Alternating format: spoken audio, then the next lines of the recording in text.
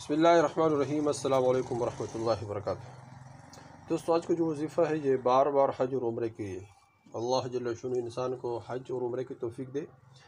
یہ سعادت بہت اونچی ہے۔ یہ سعادت زور بازو نیست کہ یہ سعادت ہاتھ کے بازو کے طاقت سے نہیں ملتے، یہ اللہ جل شانہ کے توفیق سے۔ لا حول ولا قوت الا باللہ۔ نیکی کی توفیق بھی اللہ جل شانہ انسان کو دیتے ہیں، اس طرح گناہ سے بھی اللہ جل شانہ کی توفیق سے بندہ بچتا ہے۔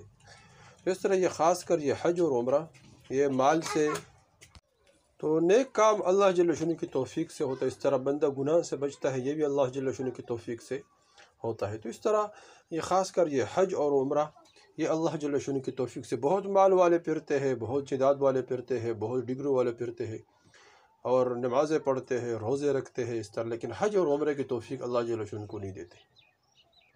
تو اس طرح یہ حج اور عمرہ یہ اللہ جل شانہ کی توفیق سے ہوتا ہے۔ یہ اللہ جل شانہ کی خصوصی کرم ہے، فضل ہے، رحم ہے، جس کو اللہ جل شانہ بار بار حج اور عمرے کی توفیق عطا فرمائے۔ بعض لوگوں کی ترتیب ہوتی ہے، وہ ہر سال اللہ جل شانہ ان کے لیے بندوبست فرماتے، حج کر لیتے ہیں، اس طرح عمرے کرتے ہیں، کئی مرتبہ سال میں عمرے کے لیے چلے جاتے ہیں یا ایک مرتبہ سال میں عمرے کے لیے چلے جاتے ہیں۔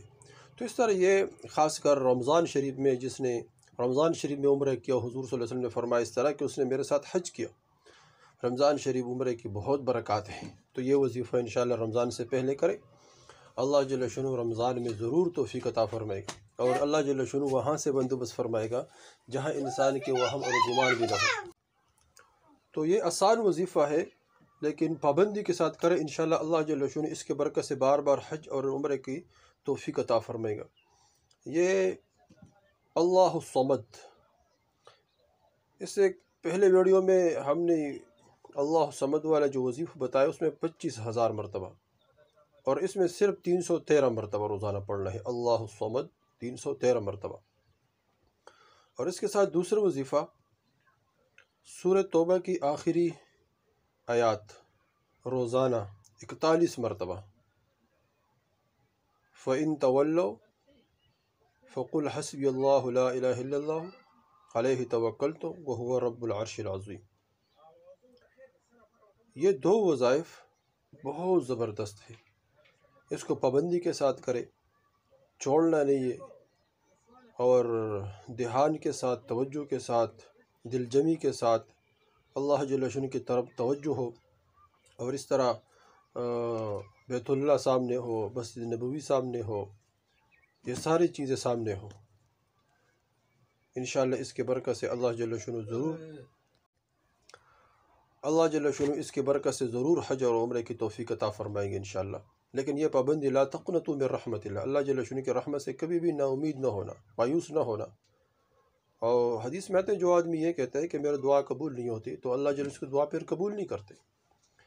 یہ اللہ رحیم ہے، کریم ہے، اللہ جل شانہ 70 ماؤں سے زیادہ محبت کرنے والی ذات ہے، انسانوں سے اللہ بہت محبت کرتا ہے۔ تو اس طرح ہم وظیفہ کریں، یقین کے ساتھ ہو، توجہ کے ساتھ ہو، دھیان کے ساتھ ہو، اور پابندی کے ساتھ ہو، روزانہ کرنا ہے، چھوڑنا نہیں ہے، نا امید نہ ہونا، اس وقت تک کرنا جب تک اللہ جل شانہ کوئی راستہ نہیں نکالے، اس وقت تک کرنا۔ صلاۃ حاجت پڑھ کے اللہ جل شانہ سے مانگے، اس طرح صلاۃ حاجت پڑھ کر اس کے بعد یہ وظیفہ کرے اور اللہ جل شانہ سے مانگے، اللہ جل شانہ راستے نکالیں گے، اللہ وہاں سے بندوبست فرمائیں گے جہاں انسان کے وہم اور گمان بھی نہ ہو۔ دوسرے وظیفہ خود کرے، آگے شیئر کرے، گھر کے تمام افراد اس پہ لگائے تاکہ سب کو توفیق اللہ دے۔